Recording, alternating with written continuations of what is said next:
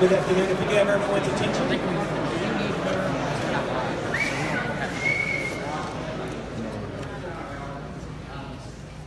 Good afternoon. Thank you all for being here today.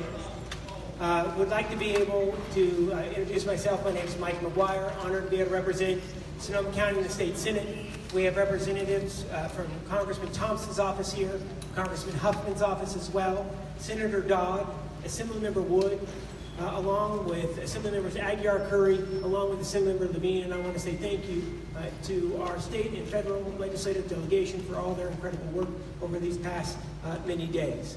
And we're also grateful to all of you for being here today. What we'd like to be able to do is outline the debris removal process as we move forward now and over the next 10 days. Since the beginning of this unprecedented firestorm, local, state, and federal governments have been unified on the firefight. The North Bay firestorm will go down as the most destructive and deadly fire disaster in California history. We've lost 42 of our neighbors, and we have over a dozen still missing. And I think I could speak for everyone in this building here today.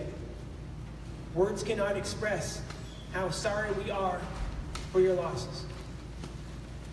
We also want to express our gratitude to the firefighters, law enforcement, National Guard, nurses, and doctors who came forward in our community's greatest time of need from across the world, literally, to be able to serve our community. In addition to the firefight for the past week, there has been a parallel effort. That parallel effort advance was focused on preparing for the largest cleanup and debris removal process in Golden State history.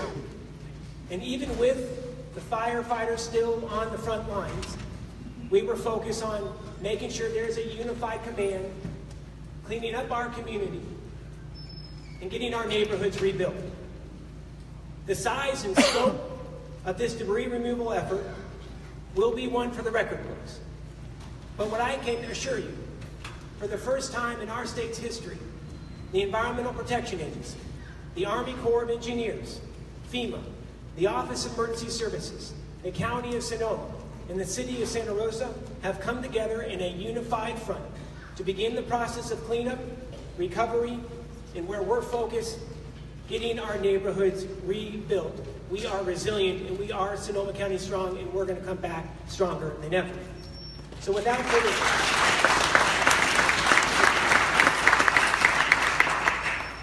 I will share with you, we are going to have some tough days ahead. We are going to get through this. We're going to get through this by working together.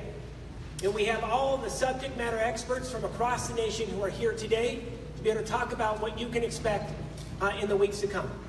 I'd like to be able to turn it over to the head of the California Office of Emergency Services for Northern California. His name is Eric Lamoureux. He's going to be giving us an overview. We're then going to be turning it over to Sonoma County Director of Public Health. Eric, the podium is yours. Thank you, Senator. And first, to the public that's assembled, we will be staying after the press conference. I will be here with our partners from the U.S. EPA and the Army Corps to answer any questions you may have specific to debris. Is that better? Is that better? All right. Well, thanks, everybody, for being here today. As the Senator said, it's a monumental undertaking that's in front of us. It's a historic cleanup that has to occur not only here in Sonoma County, but across Northern California.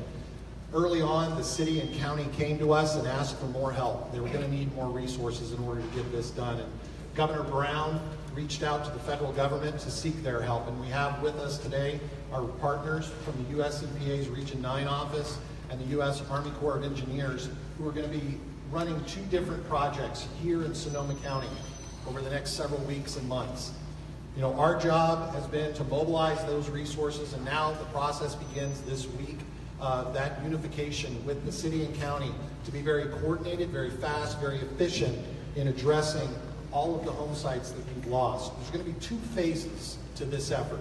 The first is going to be the removal of household hazardous waste, toxic materials on the home sites. This is batteries, this is Freon, this is other chemicals that either were in place or have been generated as a result of these fires. And so the US EPA is going to be moving into our communities this week, to begin removing those materials. And that work is going to be coordinated with you, but it's going to be done under we've got a public health emergency here in Sonoma County. And Governor Brown on Saturday directed that we go into each and every home site and remove those toxic materials.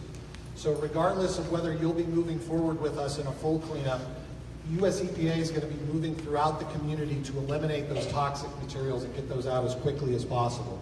That'll be phase one, and that'll be, again, that work will be beginning this week because we need to eliminate that threat. Secondly is the full cleanup, and this is what I know there's been a lot of talk in the community about the full cleanup. The U.S. Army Corps of Engineers and their contractors similarly are mobilizing in the community, and as soon as EPA finishes their sweeps of toxic materials, Army Corps of Engineer contractors will be right in behind them on those properties where you've given us permission to eliminate all of the ash, all of the debris that's in your property. So at the end of the day, we can return to you a safe and environmentally clean site for your family to rebuild. And our goal that we're pushing hard on in terms of mobilizing crews is to have that work completed by early 2018. So come springtime, you can begin the process of rebuilding and recovering. The most important part of us moving forward on that full cleanup is the right of entry forms. The county needs to receive permission from each and every one of you that have tragically lost a home so that we can begin the work of cleaning your home site. And let me just dispel a couple misconceptions that I know are out there on the right of entry form. First and foremost, we are not going to charge you for this cleanup. If you have insurance that has a clause for debris, we'll be looking to collect that. If your insurance for debris is part of a larger category, we're going to let you rebuild, and if there's any proceeds left over, we'll look to collect those for debris. We understand at the end of the day, we're not going to be able to recover our costs. That's why the governor and the president have authorized state and federal assistance to cover the cost of this cleanup. That cost is not going to be borne by you, and it's not going to affect your ability to rebuild your home and begin that critical recovery. So again, mobilization is key this week. Our partners from the US EPA are mobilizing, they're setting up their staging, they're doing site assessments, and they're going to begin cleanups this week. Partners from Army Corps of Engineers are similarly moving at an incredible pace to mobilize resources, hire local contractors, and get the ball rolling. So this, at the end of the day, will be just as strategic and unified as the firefight was. So again, thank you, and I will now turn it over to Dr. Karen Millman.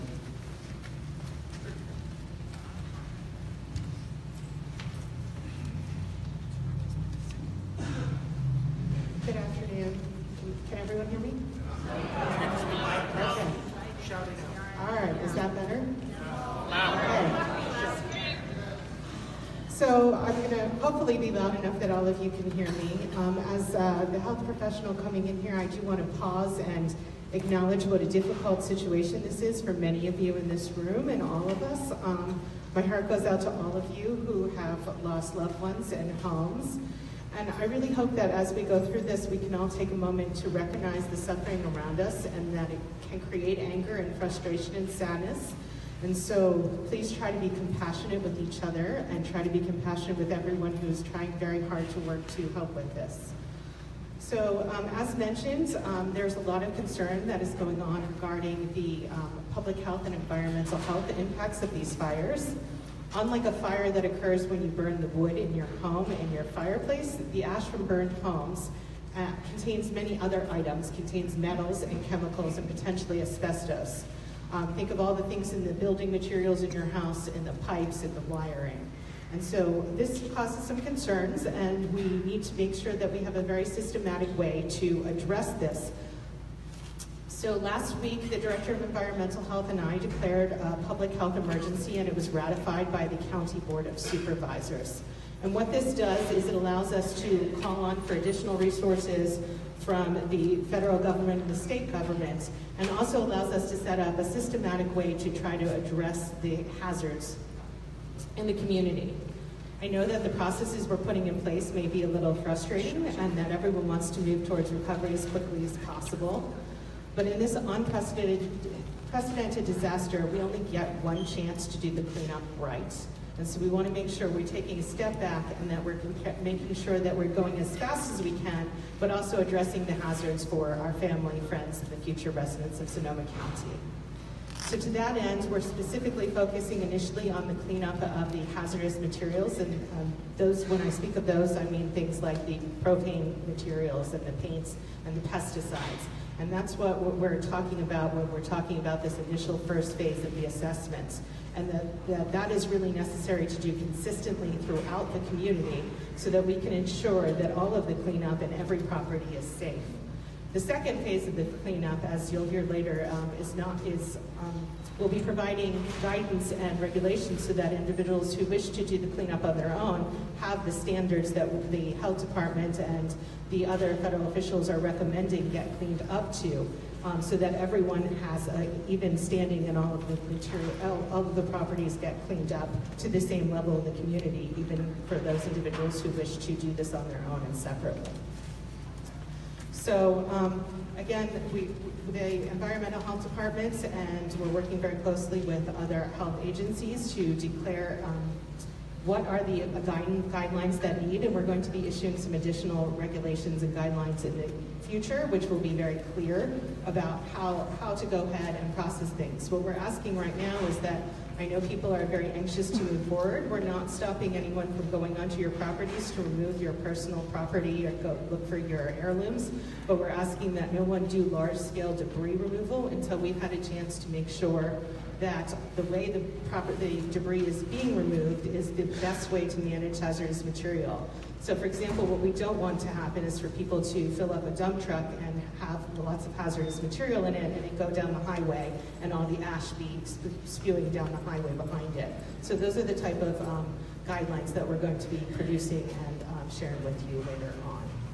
So we'll have a chance for some questions for that, and I'm going to turn this over to our Federal On-the-Scene Coordinator from the EPA, Mr. Tom Dunkelman. Thank you.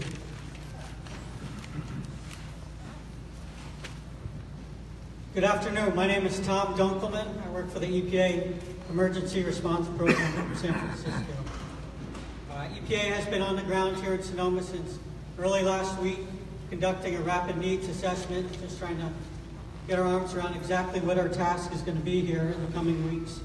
On Friday, FEMA issued a mission assignment to EPA authorizing us to collect household hazardous waste in Sonoma County. And I want to stress, as others before have said before me, that EPA is operating within a unified command structure, so we're coordinating very closely with the city, the county, FEMA, and the Army Corps of Engineers to have a very efficient and safe household hazardous waste collection event. I want to speak to this event in a little more detail. Our event will occur in two stages. The first is an assessment phase, which will involve EPA and our contractors coming through the properties and identifying properties that have remaining household hazardous waste. We will document and inventory that material, and so that effort will begin this Wednesday. We will have people on the ground starting Wednesday performing that task. Following that, once we have identified the presence of household hazardous waste, our collection teams will follow shortly behind, and we'll begin the process of actually physically removing the household hazardous waste. And that's really all I have to share with you today. And again, I'll be available afterwards for questions. And with that, I'll turn the microphone over to Christine Sosko, who is the Sonoma County Environmental Health Director.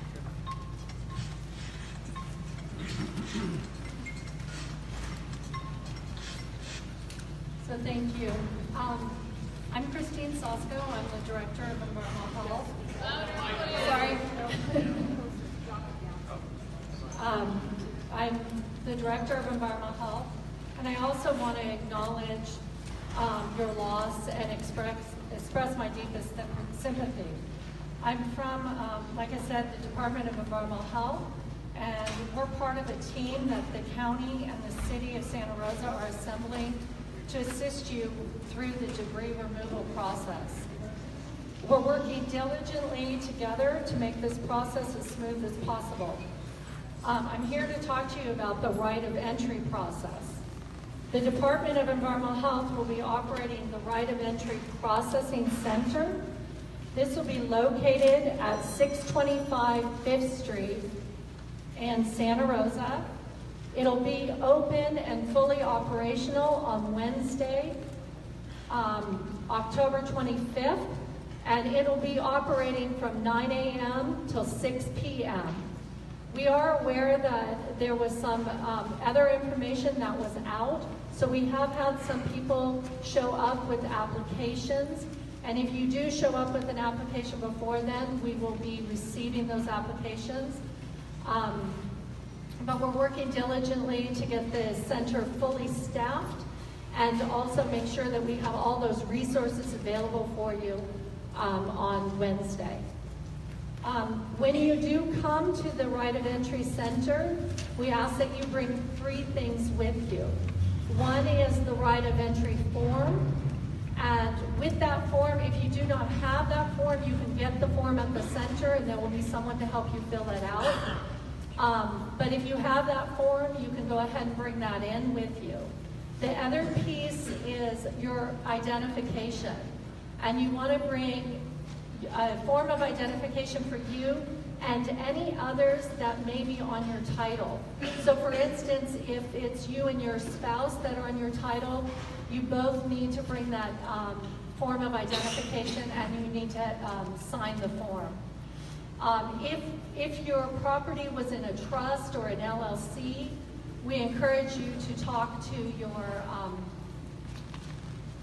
lawyer or somebody and find out exactly how to sign that form. For the most part, we do realize that there probably are properties that are in trust, and if you can bring the first page of your trust and then the page of your trust that talks about the signature authority, we can take the signature authority form and have that person sign as a trustee. The third piece that we need also is the copy of your insurance.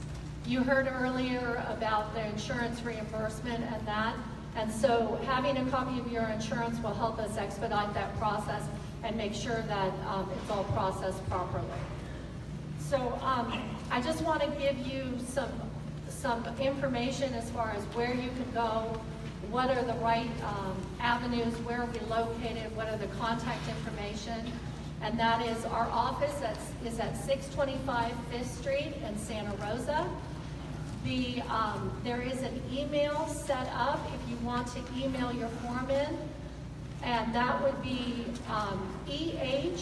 ehroe@sonoma-county.org.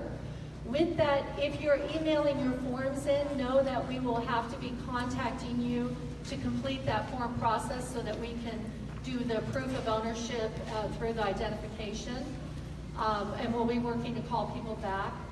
And then also there's a hotline if you have any information. That is area code 707-565-6700. Can you repeat it? Sorry, again, that's 565-6700. We're also, there have been lots of questions about the opt-out process.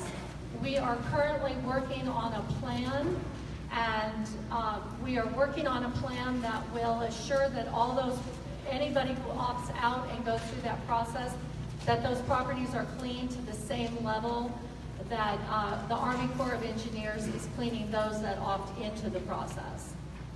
So with that, I'm going to thank all of you, and I'm going to turn it over to Josh Jimmerfield, who is with the Army Corps of Engineers.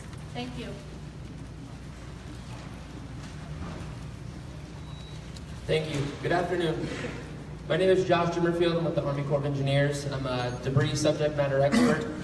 I'd like to touch real quick on the overall process for what our debris removal will look like, and give you some hints on how that's going to go and what our plan will be.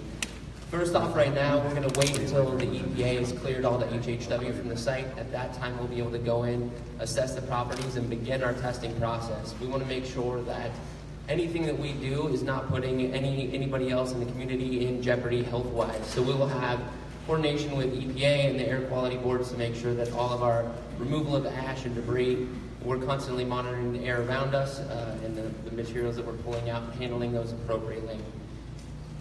Initially, we will be pulling off the ash from the site, removing that, to testing that to make sure it's disposed of correctly in the proper landfills.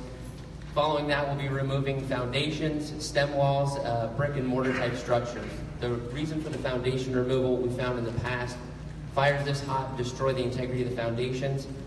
There's a process if you would like to do this on your own where we recommend highly that an engineer come in to assess those foundations for structural integrity. Once that's done, we'll begin testing the soil underneath those to make sure that that meets the standards of California for cleanliness so that your family can go back and begin rebuilding. If we need to, we'll remove soil and make sure that we leave the lot clean so that you have a place to rebuild that's safe for your family and you can move forward with your lives. A couple of things I'd like to mention about our contractors. To the fullest extent possible, our contractors will be using local labor sources. They've already set up in the communities and are reaching out to local contractors, and we will be using, again, to the fullest extent possible, local sources so that the money that is being fed from the federal government is staying within the community and helps you get back on your feet. The contractors, one of the other pieces that we put into their contract, they'll be using a base camp, so the crews and the people that we bring in will not be taken away from those of you who don't have a place to stay. So the hotels and other areas where you guys can stay in, we'll be using a base camp so that we do not put additional pressure on the communities for those contractors.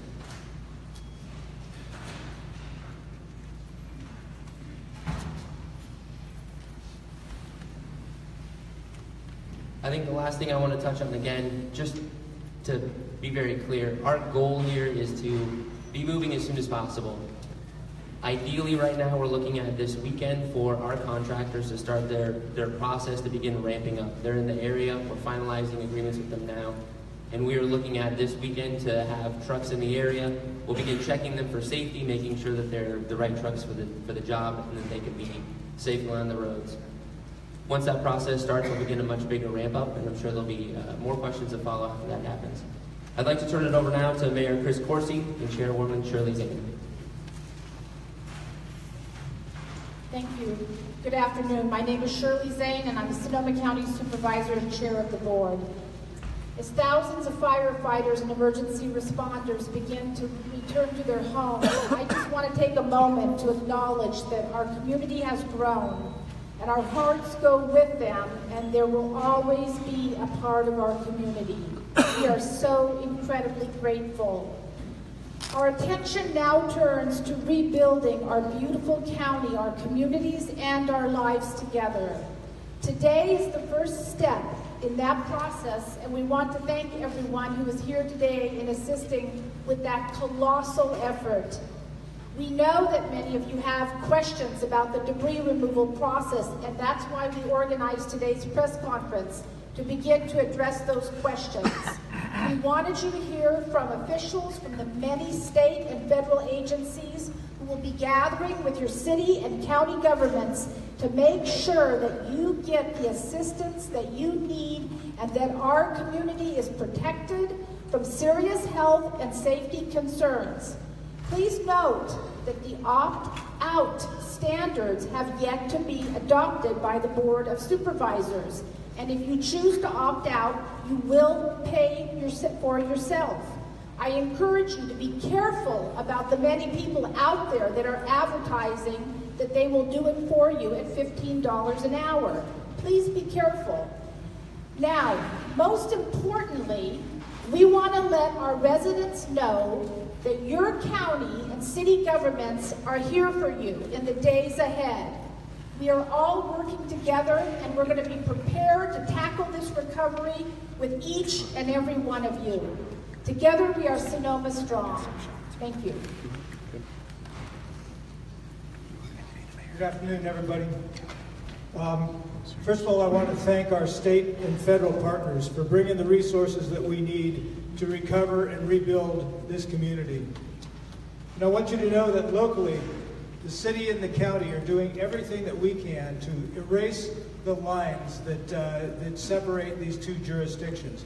We know that this cleanup will be faster, it'll be more efficient, it will be better for everyone if the county and city work together.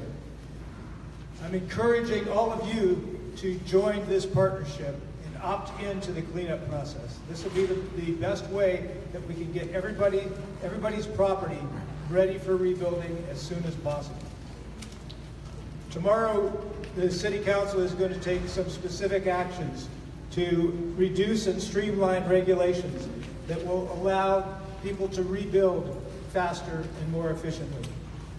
In the meantime, we have a new website that will help us all through this process.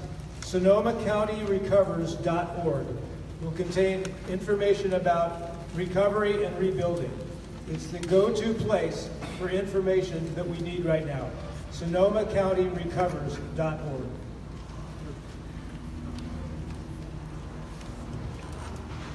All right, well, thank you, everybody. In a moment, we'll get to some Q&A, but I want to amplify a few points that were made today.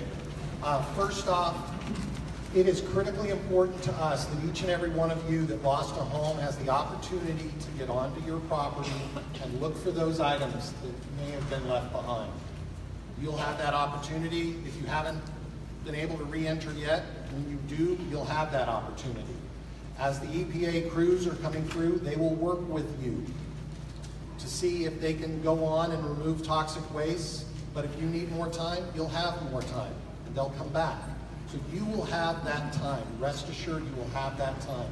Secondly, we are fully committed, and I can't stress this enough, we're fully committed to moving rapidly and efficiently to remove this ash debris from your property and get your community back on its feet again. Leadership at the highest level, many of those officials who you've seen in your community already, have authorized us to mobilize hundreds of teams for both the EPA mission and the Army Corps of Engineers mission. And they are prepared to give us whatever else we need to achieve the goal of being done with this cleanup in early 2018. So rest assured, this is going to be done rapidly, efficiently, and coordinated with you and your community leaders. Finally, I can't stress enough, and it's written clearly in the ROE, and I'm happy to point people to the sections in the ROE. There is no cost to you. We will look to collect your insurance proceeds if you have insurance. And if your insurance proceeds are part of a large clause, we will look to collect after you have rebuilt. Our objective here is not to make ourselves whole. Our objective is to ensure that as taxpayers are paying for this, we don't duplicate benefits. And that's the reason that we want to collect what we can from your insurance. But at the end of the day, as I said, the governor and the president have authorized state and federal funding to cover our collective costs. So that will not be borne by you or borne on the back of your ability to rebuild. Will that show on our title, as a lien on our title put there by the city? We'll be happy to answer questions from the public after we have completed answering questions from the assembled media here. So as I said, I will stay behind with our partners, federal partners. So happy to take questions from our media. Will that be a lien on his property or anybody else's property? No, it will not. Will there be a lien on his property? No, there will not. Could you please announce what media organization you're with? Media? I'm retired. All right, go ahead. I hear a lot. What about the people that are out in the country? Their houses burned. How are they going to review quickly? How do they know when they're going to be there for those people out there? So whether you live in the country or the city, doesn't matter. We're looking at the entire Sonoma County, and our partners at EPA and the Army Corps, once they fully mobilize their crews, once they understand which property owners want us to clean up those properties, they'll begin to develop work plans to prioritize their work. Right, so the question is the first phase of cleanup being done in the unincorporated versus out in the country versus the city, and EPA will be looking at that, and they'll be working to get their crews everywhere. Okay. Ellen Nickmeyer with the AP. How, if the cleanup is to be done by the officials by early 2018, when can people start rebuilding? When will it be done? When do you expect the first people will be able to start rebuilding after all this work is done? Our goal is that by springtime, people will Repeat the question, the please. question was, how early will people be able to begin rebuilding? And our goal is for folks to be able to be rebuilding come spring. So you're saying this process will take how many months before people can start rebuilding? We expect, the question is, how long will the actual cleanup take place? It's going to take place over the next several months with the goal of being done in early 2018. So that means no rebuilding will start until early 2018? Well, certainly, if in that process of time we've completed, folks will be able to begin rebuilding. So certainly, as the crews are doing their work over the next several months, sites will be ready for rebuild. What the goal that I am outlining is when we will be completed with all home sites. Question. My name is Don Howard. I live at 1927 San Marcos Drive in the San Miguel Estates, just to the south of Coffey Park. My question is, at what point was testing done on any footings to deem that these footings are no longer good? So the question is, at what time was testing done to deem that no footings are good and can be salvaged as part of our cleanup? We're basing our assessment on the work that's been done across California countless times on similar cleanups like this. The majority of the time, the structural integrity of those foundations is not safe to rebuild. So if you choose to go with our program, we'll remove those. If you want to test your foundation because you believe it's still structurally sound, you can certainly do that, and that's an option you've got, but you'll need to move forward with the cleanup yourself. Question, Nina Kim from Cape. Purple shirt. You signing out now, you're basically saying that you're giving you guys money from, they're not going to let us know when they're coming on. It sounds like you're looking on us there when you're doing it. You're making a statement saying you're going to let us know we're going to oversee what's going on. That's not what we're saying. So the question, if you opt into our program, you are authorizing us to conduct that cleanup. That full cleanup with the Army Corps of Engineers, you'll be notified in advance of when they will. You will be notified in advance of when they will be there to clean up your property. Additionally, on the ROE, on the back page, you have the opportunity to lay out any issues and concerns you have with your particular property site so that you can work with the Army Corps and its contractors to articulate if there's something you want to ensure does not get damaged in that process. That'll be your opportunity. But you'll be notified, and it spells out in the ROE, you'll be notified 48 hours in advance. That's just for phase 2. We're going to have the Corps answer the question quickly. I would say for our Phase Corps of Engineers, before we start any removal, we will be notifying homeowners 24 to 72 hours in advance that we will be on their property and conducting our first initial assessments. So real quick, everybody, what we're going to do is we're going to take 2 questions over here, and we're going to go straight to the middle. So, gentlemen, hand up right there, sir. Please, if you don't mind shouting out. I represent a propane company, and we have customers who can move back into their houses, and we're required to go in and do a check of the system, and we'd like to do that and get them back online. And the other thing is we have some customers who unfortunately lost their house, but the tank's still intact and full of fuel, and they have a credit due to them for that fuel that we'd like to process and get back to them. And then we also have some tanks that are burned to a crisp, and we'd like to get those and get salvage for them. And we also need to keep an accurate account of whose tank at which house is picked up, and not some random collection of all the tanks. It would be a disaster to try to figure out who's due what credits. So several questions there related to propane tanks. A representative from a propane company wanting to know about getting people back online where they haven't been lost, collecting tanks that have been destroyed, collecting propane from tanks on properties that have been destroyed. Can the Army Corps first speak to on the homes that have been destroyed, the collection of propane and the collection of the tanks? You know, I can talk. So again, my name is Tom Dunkelman. I'm with EPA. Shout it out. You know, and I think we want to work very closely with the propane companies, and perhaps somebody can help us, you know, assemble a list of the various propane companies that operate in the county so that we can coordinate with you regarding either the return of your tanks on the burnt properties or, the tanks that are obviously damaged, empty. We're just going to mark with an initial, probably just say empty, and leave that behind for you to pick up. But I think the short answer is that we need to coordinate with all the propane companies in the county. We just don't want a lot of chaos, things getting shifted around and not knowing who's belongs to who. If you don't mind, I'll catch you after the meeting. Okay, thank you. Question? Actually, we had a question right here. Then we're going to go to 3 questions over here. And I just want to let folks know we're going to be standing by afterwards. All of the Corps, OES, FEMA, to be able to answer questions as well. Right over here, sir. So I represent Cardinal Newman High School, and the question is... Louder! I represent Cardinal Newman High School, so the question is the process for an entity like a school any different than it is for the homeowners to get the initial EPA clearance? And is there any priority given there's other kids and their families that need to get back to school? Is there anything that we should be doing to prioritize or alter our plans to get EPA in there? So the question was about schools and the EPA sweeps. The commercial properties that have been completely destroyed will be reviewed by EPA and any toxic materials removed. I mean, if it's partially destroyed, because the 2/3 of the campus. We'll have to get back to you on the partial destroyed, but on complete loss for commercial properties, we will be doing the sweeps. We're going to go right here to the woman who's sitting, and then we're going to go to the gentleman in the black. No, sir. The woman first. Are you going to put straw bales and so forth to prevent the debris from going into the creeks that are on our property?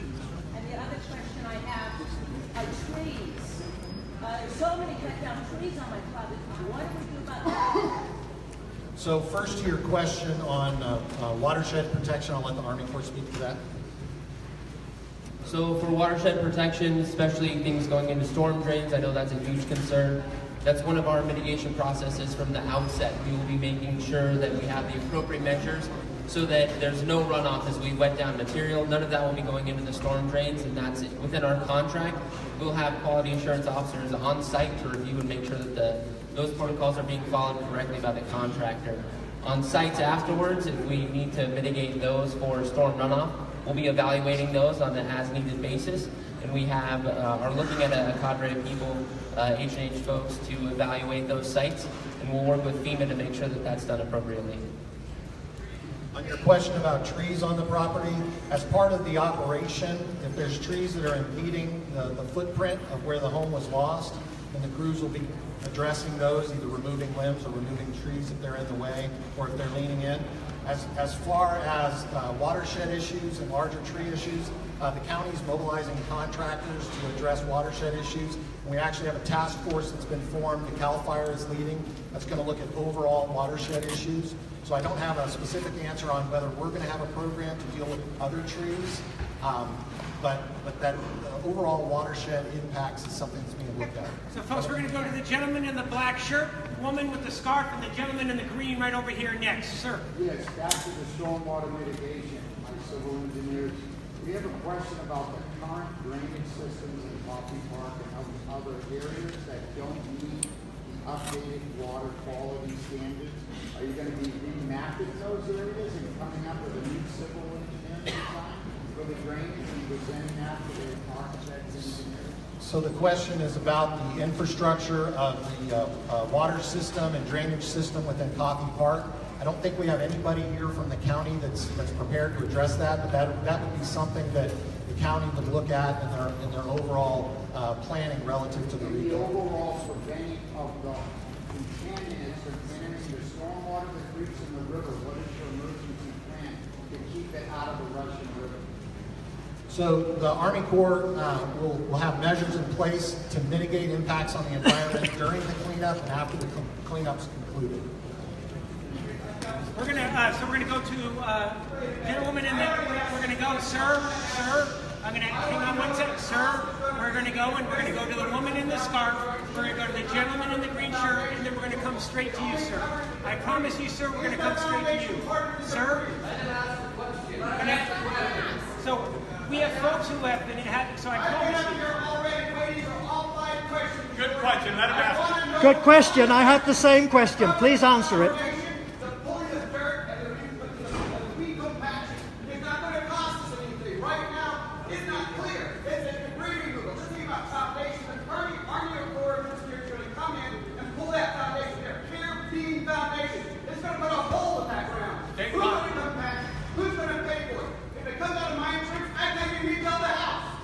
Sir, I appreciate the question. The question is about foundations, and it's about the specific issues in Coffey Park about piers. Right now, our process is going to be to remove the foundation.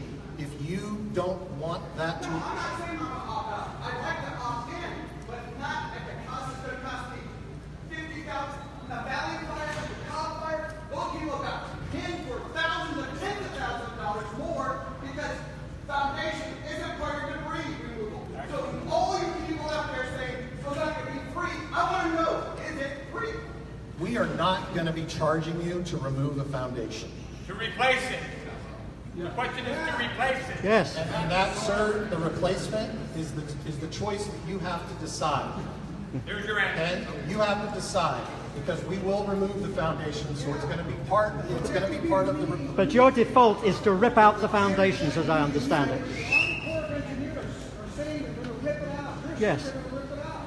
So then you're seeing in effect, our choice is to replace the foundation of the house.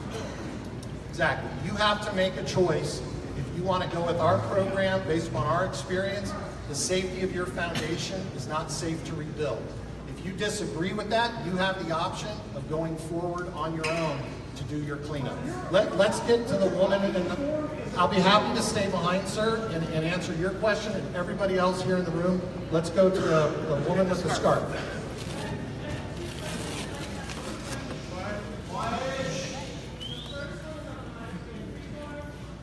Excuse me.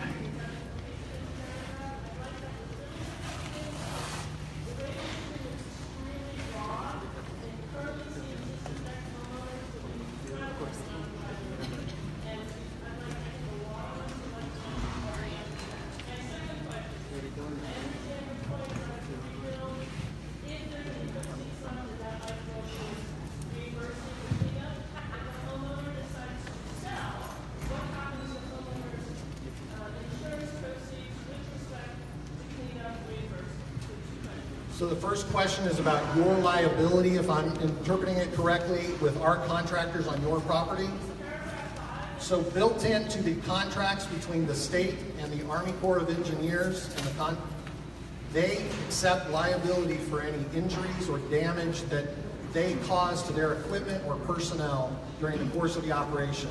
You are not liable for any injuries or damage to their equipment that occurs. Are they liable?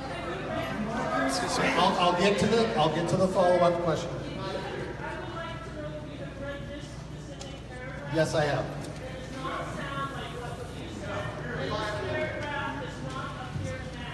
You are not liable for damage that the contractors incur to their own equipment or personnel.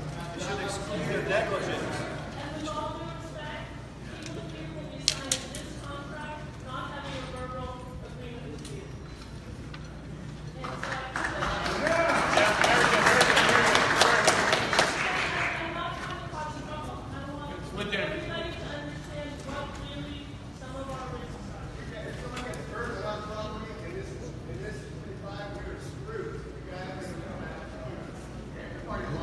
Contract language changed before we signed it. The contract language is in place between the state and the entities that will be doing the contracting. And that contract language, which you don't see in here, that contract language is very clear that they assume responsibility and liability for their injuries. They've got to provide workers' comp. They've got to cover the cost of their damage. It's not what it says in the contract we're signing.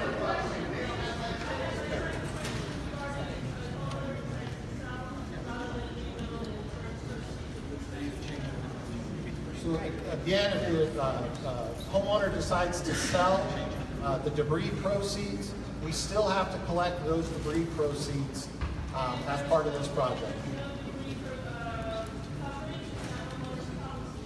If there's debris coverage as part of a larger category, then we will work with the homeowner in terms of identifying what we can collect from them. Okay, in the back. Yes, sir. Sir, one moment. Let someone else have the opportunity. Sir? We don't need to answer. Take off. Yeah. So quickly, I wanted to say thank you for your patience. Let me just talk about process, if it's okay with folks. We have a gentleman here who's had his arm on. What we'd like to be able to do is, I promise, later this week, because not everyone is here who has lost a home, we will bring forward another town hall to be able to spend time going through every detail, whether it's the issue of foundations, grade points, or what's your last name? That Mr. Stevens brought forward in regards to foundations, in regards to liability. Thank you so much, ma'am, and she just here was going to ask her last name. I promise you, we're going to have another in-depth town hall where we'll have individuals, and the mayor has suggested this, and the chairwoman, at individual stations, so you can all ask the content experts on whether it's the issue of foundations, or liability, or timeline. We'll get that scheduled for later this week. How do we know where this is, please? Propose is just, if we can, and I know folks are frustrated, if we can go one by one in questions. We're going to spend another about 15, 20 minutes on questions, and we're going to hang here and answer more questions afterwards. Question about the meeting, please. This gentleman has had his hand up for a long time right over here. Please, go right ahead.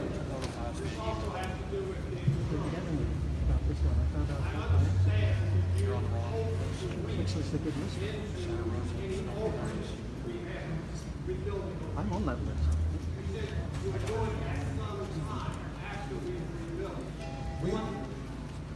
What would that mean?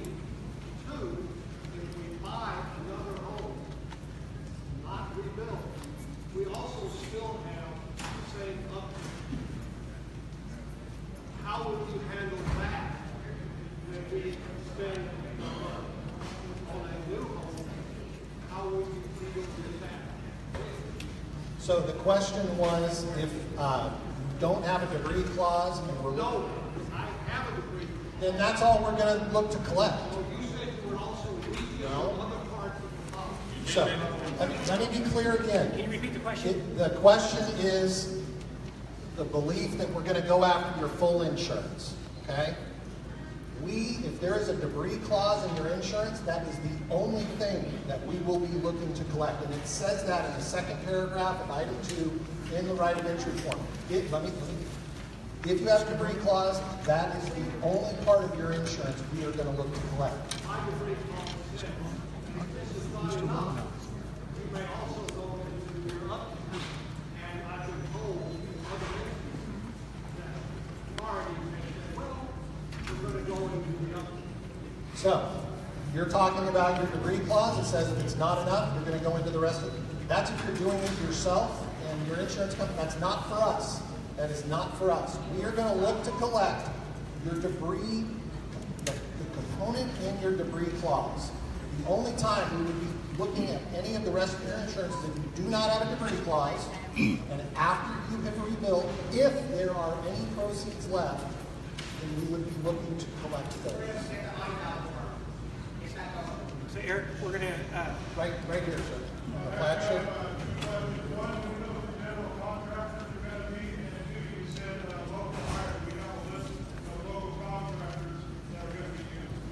So the contractor, actually the Army Corps. Eric, can you come back here so that the media can get you? So the question was the contractor that will be utilized and local contractor. So right now our prime for this area is Ashbrit, and they will be hiring local contractors. They have not finalized all those yet. I will check and see if we can get a list of those local contractors out through the county contacts. Once that list has been finalized, we anticipate that happening within the next probably 5 to 6 days. They'll have their initial list out, but Ashbrit will be the prime contractor on this. Why wouldn't the Army Corps hire a contractor from Florida to do emergency response? Part of the reason that we do this is we hire contractors that have the capability in management. They are not bringing any of their subs from Florida to do this work. They're hiring all local to the full extent possible to do this work. You have one of the largest contractors right over there, Mike Gelati. I'm just curious if anything contracted yet. All local, so your question is, Mr. Gelati, who I assume is a local contractor, all local contractors will have opportunities. There's going to be more than enough work to go around. And we have made it very clear to the federal government, we need to hire local and we need to hire prevailing wage. Those are top priorities as subcontractors are brought on board. Sir, right here. Yeah. Right here? Yeah. Eric, first of all, your comment that y'all are only going to go after the excess debris removal coverage, I commend you and commend you for saying that up front.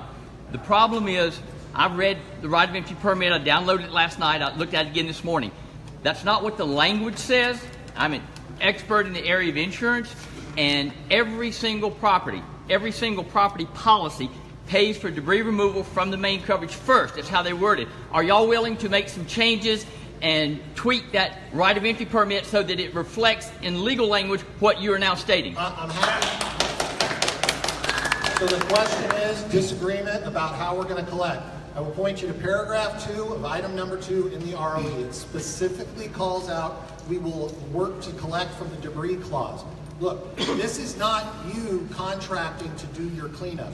This is us coming into contract and attempting to collect to the extent we can what we can from your insurance. We are not looking to make ourselves whole here. The federal government and state government have authorized funding to cover our costs. So if you have a debris clause, we'll look to collect that. If you do not, and it is clearly spelled out in paragraph 2 of section 2, if it is part of a larger insurance category, after you have rebuilt, if there are any proceeds left, we will be looking to collect from there. I have read it. It's not what it says. I would appreciate if y'all would consider it. I was very involved in the Valley Fire. A number of people over there lost some of their money. In other cases, FEMA didn't collect everything that they were supposed to. So I wish you guys would define it. That's all I'm asking. I'm going to go right over here, right in the white. Hi there. Last year, over 350,000 homes burned down in the United States. Absent a finding of asbestos or lead paint, they were not declared hazardous waste sites.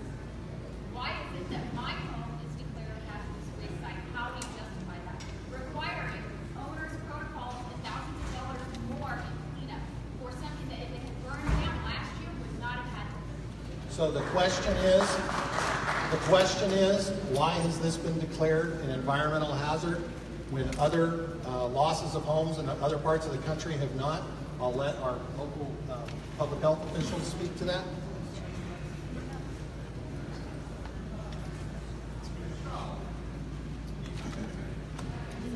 The magnitude of the fire that has occurred. Sorry, bear with me, apologies.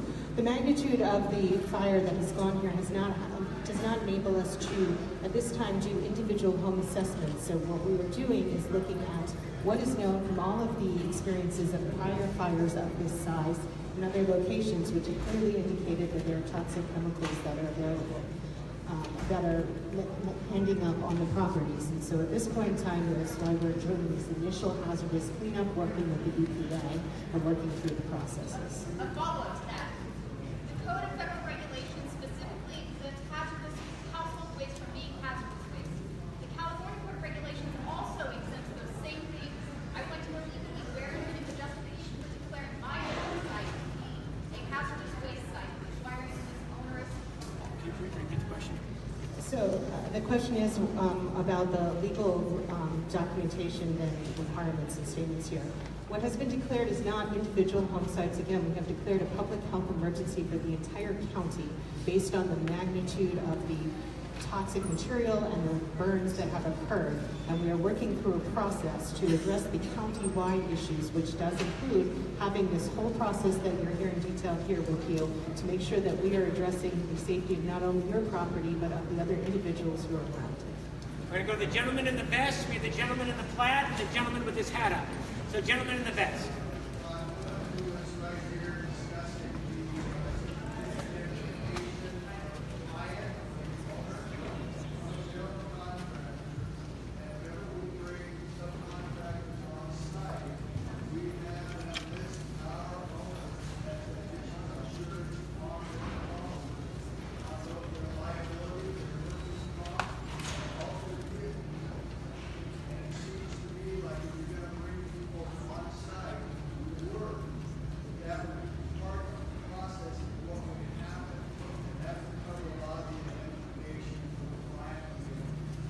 not our intent. Can you repeat the question? The question is recommending that we do in fact put, and sir, correct me if I'm paraphrasing this wrong, but that we do in fact put that responsibility, potential liability back on the homeowners as part of this.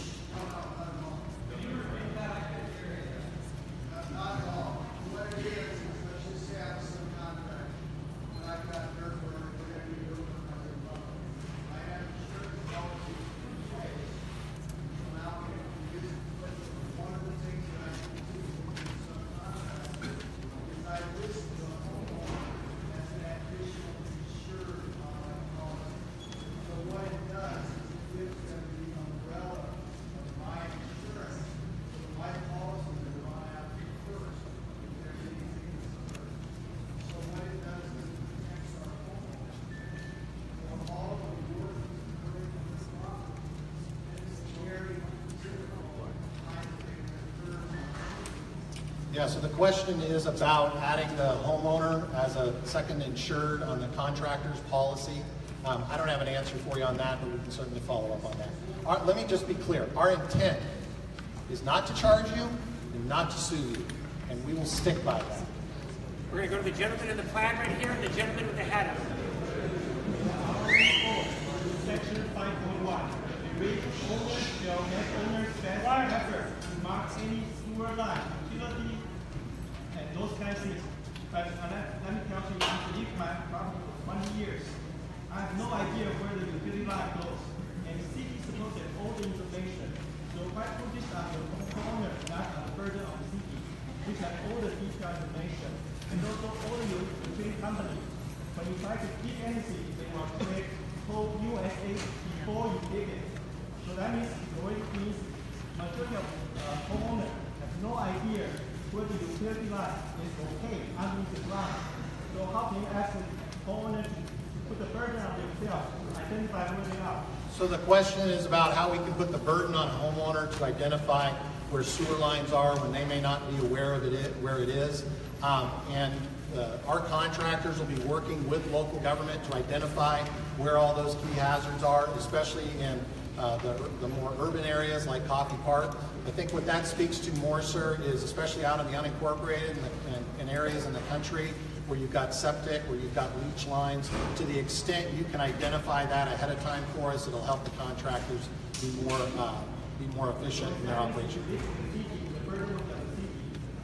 If there's any information you can share with us about your property that you likely know better than anybody else, we want to hear that.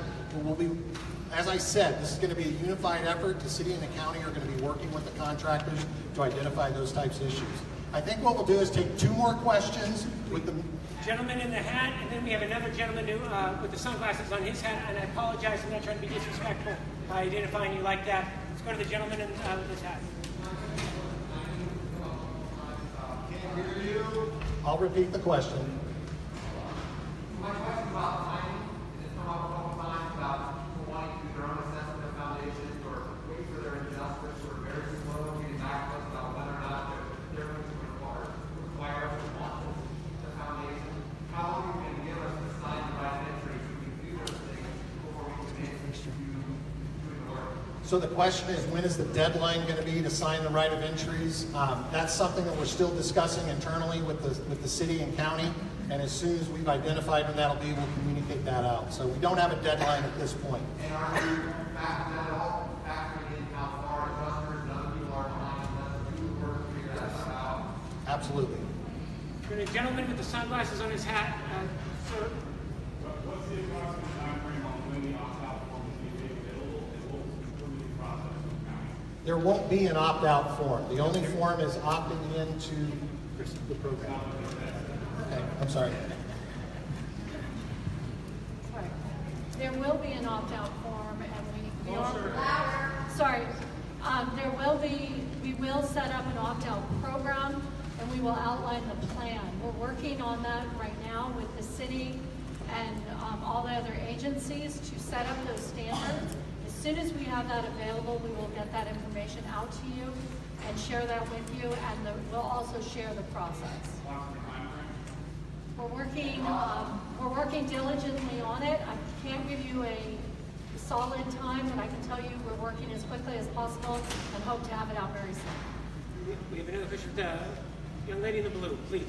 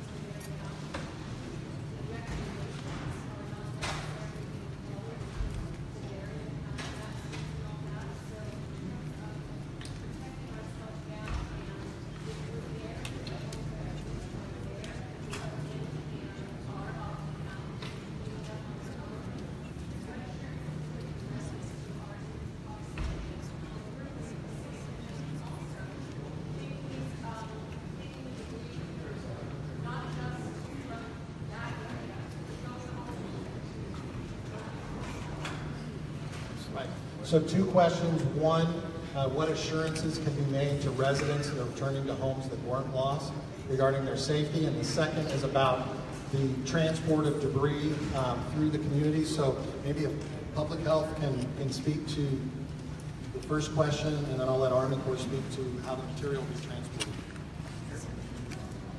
We have posted some guidance on the Sonoma County website regarding ways to clean up your house if you've re-entered it. With guidance with that, with regards to individual houses, the other recommendation that I might have is that many insurance companies will offer to come and do assessments for you, and that they can also provide some additional reassurance for you.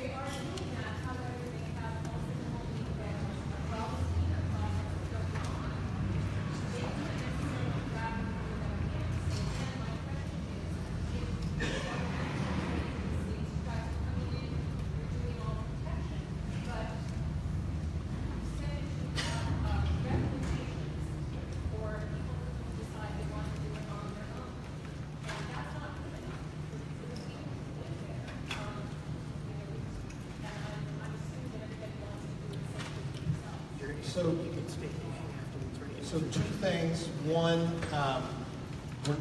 my understanding is the county is not going to be making recommendations on standards. They are going to be identifying a standard that must be followed for individuals who want to do it themselves. And those standards are going to be consistent with the standards that the Army Corps will be using. So let the Army Corps kind of speak to the transport of materials and how that's handled to protect the integrity of the community. So right now our standards will be to work with the Air Quality Board and ensure that any material that needs to be what we call burrito wrapped, so fully encased within a truck, that's done properly and the contractor understands that. That's written into the language so that as we go down the road, we're not blowing ash and toxic materials out of those vehicles. So when we get on site, that'll be initial testing. As we go throughout the mission, we will continue to test, not just at the site, but within those communities and those areas where we're removing. So we're getting a holistic look at what the toxicity is and ensuring that we're meeting the standards that California sets for safety for the particulate matter and the toxins that are a result of our debris collection. So we're going to take 3 more questions, and here's what we're going to do. I just would like to suggest. We're going to have Army Corps, Office of Emergency Services, and EPA on the other side of the staircase. We're going to have young lady here in blue, the other young lady in blue, and the gentleman right here in white. Excuse me, So I've then been what we're waiting gonna a do- very long time so for then- a question, and I think everyone will want to hear my question. So then what we're gonna please do- forgive me and take my question. And what it is for all of us who opt in, to have the EPA and all the professionals do all of this? What protection are we going to have from people who are going to opt out? And so, for instance, if I'm opting in and all my property's all cleaned up good and I'm very happy with it, my next door neighbor, and I have a neighbor who is wanting to do their own thing and they don't do it for a very long time, and all their crap that they didn't have you guys do blows on my property. We're going to talk about I promise you, before we adjourn here, we'll talk about the abatement process. The question was if, and I'm going to use the technical term, if my neighbor has a whole bunch of crap that they're refusing to clean up, am I right? Well, in other words, if they opt out. And I clean up my property, what are you going to do to make sure that they clean up theirs? We're going to talk about the abatement process here shortly. We're going to get to it, but I want to go to the question right here, and we'll answer it as Eric answers this next question. 3 more questions, and we want to meet you over there. Army Corps, OES, FEMA, EPA are going to be hanging here to answer additional questions. Ma'am. Will the county allow auto insurers to extract the burned out vehicles, and if so, when? So if the burned out vehicle is on the ash footprint of the home or in your driveway, it'll be collected as part of the Army Corps project. If it's out on the street, then you can work with your insurer to get it. Okay, and people are concerned about their FEMA assistance because it says unauthorized debris and ash removal by property owners may jeopardize their ability to attain financial assistance. So what you're telling me is auto insurers can remove vehicles on the street, but they cannot remove vehicles in driveways. Is that correct? We're certainly going to work with every survivor who's affected to apply for FEMA assistance to ensure that Speak up. First, my name is Robert Pezzapane. I'm the FEMA Division Supervisor for Sonoma County. Everybody who's registered for FEMA assistance, we're going to work closely with each survivor and applicant to ensure that they're getting everything they're entitled to. So in terms of the duplication of benefits, in terms of what we're providing assistance for and what insurance is providing assistance for in the debris removal, we will have a coordinated effort to ensure that the survivor is not unduly taxed for an insurance process for that. So we're going to work closely to make sure that each survivor gets everything they're entitled to. Okay, what we want to know though is if we can move the cars, basically. Can we move cars? Can we still use FEMA and remove our cars from the driveway? That's the question. The question is, can we remove the cars? If you're going to go with our project, we would ask that you not remove the car. Okay. Thank you. One more thing, I would also just encourage everybody to take photos of everything. So as we do have FEMA inspectors looking at home sites and automobiles, please just go ahead and take pictures of everything. And again, we're going to work with each survivor and each applicant to make sure they're getting everything they're entitled to. So if you have any question or concern, I would just take the picture and work with the government officials to clear the debris. We're going to answer the question about abatement. We're then going to go to young lady in steel blue, and then we're going to go to the gentleman in gray. So to your question, the individual who just refuses to clean or the individual that decides to clean on their own, the county will have an abatement process for that individual that's refusing to clean. They're also going to be adopting a standard. If you're cleaning it yourself, they have to comply with that standard. Will there be a timeline after? A timeline for them to do that? Because if you have, if the people who have had you do that project, which is I can't speak to whether there'll be a timeline for their cleanup. I can say that for those individuals that are deciding to not take advantage of our program, we're likely going to be from the Army Corps side. They're going to be looking at hiring contractors. Those individuals who do it themselves are probably going to be looking at a lot of those same contractors. So we believe that for the safety of the community and the ability to maximize all the resources that are here in this community, participating in our program is going to allow us to get Sonoma County back much quicker. Eric, young lady in the steel blue, please.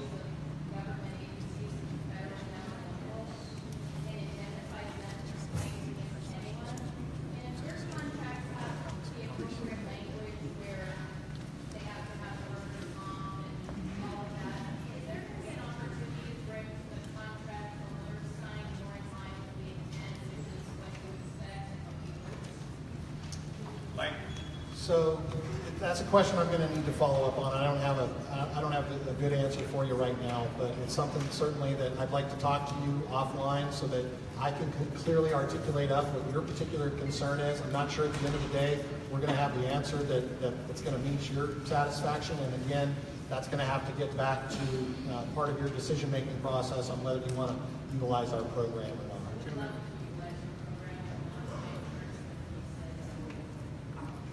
A gentleman right here. Again, on the right of entry form, a question and a comment. The question is, just to be clear, with the Corps of Engineers, are you going to track actual costs on individual properties and be billed against individual policy limits? I hate to use up that whole limit to scrape some ash on. You're going to track our costs. We owe it to the taxpayers to track what this costs overall. So we will be aware of what the cost is on your particular property, and each individual we're going to work with one-on-one. We'll look at the county, will be looking at their insurance policy, look at the proceeds available, but the effort will not be to fully recoup our costs. Well, I understand, but the way the form reads right now is I give you whatever my dollar limit is for debris removal, even if you spend half that amount on my property. That's what it says. Are you going to track the actual cost of my property? Right. The question is, are we going to track actual costs, especially if in the case our costs come in below what we've got set aside? I will tell you our experience generally is it costs us more to clean your site than you have set aside in your insurance policy for debris. Given that, I'll be happy to follow up with you when we corral in the back. Let me go to the gentleman in the back. We have Army Corps who just wants to jump in. Just real quick on that policy, we're using, it's called the ADMS system, Automated Debris Management System. The goal behind that is so that we can track very closely. It's not 100% accurate, but we're going to do our best effort to track exactly what's pulled from each property so that we'll have a price per property, so that when you go out to dinner and everybody throws money on the table, it's not split, 5 different ways, even though you may have only got a salad and you just over here got a T-bone. So we will try and track that as best we can per property. I just wanted to confirm to everybody here that the mayor and I were able to confirm Santa Rosa High Gym Thursday night, community meeting 6 to 8. There will be stations there to help answer all of your questions in detail. Again, Santa Rosa High Gymnasium this Thursday, 6 to 8. Take one more question, and then myself, Army Corps, EPA, FEMA will move behind here. So, gentleman in the black T-shirt. I have a swimming pool in my backyard. I understand that swimming pool has water in it, and there's no fence. If someone falls in that pool, I'm liable. So, we're just conferring about the issue. So wait. I'm sorry, repeat your question, sir. I have a pool in my backyard, and there's water in it. So if somebody falls into my pool and drowns, I'm liable for that right now. So that's the first question I have. Second question I have is, I've already had somebody come by my house as a pool guy who's got a general engineering license. I do not want to be tearing out. If I opt into your program, I don't want you guys tearing out my pool that cost 40 grand 10, 20 years ago, and now it's 170. How do I eliminate you guys coming in with the D10, both of those in my pool? So right now we've had that discussion. So the question is, if you have a pool on your property, will that pool be removed by the Army Corps of Engineers? And what is your liability for that pool if someone falls in it while it's no longer fenced? Two things are going to happen. The first is the Army Corps pools are not eligible right now for removal. We will not be removing anybody's pools. We will not be doing anything near those pools. We will, however, part of the contract that we're looking at now, and I believe this is in place, and I will confirm this, we are adding into the contract that they will fence all pools off. So we're looking at what the regulations would be required by California to ensure that we meet those standards for fencing pools so that your pool on your property will be fenced when we leave it. So we're not treating the question. Follow up, sir. Do I need to drain that pool and put 2 holes in it to pop out of the ground? What do I do at this point? Because at some point it's going to become a mosquito fest, and all that mold and mildew starts not good for the pool. For that, we'll look into that, and it sounds like we're going to have more information on the specifics for pools on Thursday.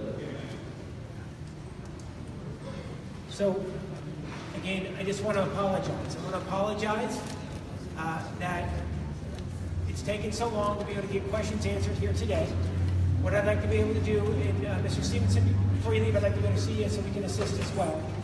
We're going to have FEMA, Office of Emergency Services, Army Corps, along with the Environmental Protection Agency, right behind this staircase. Thanks to Mayor Corsi and Chairwoman Zane, 6 p.m., Santa Rosa High School, in the gym, this Thursday, we're going to be able to answer additional questions. Thank you all for attending. Thank you for your patience as well. We're grateful you're here. Thank you.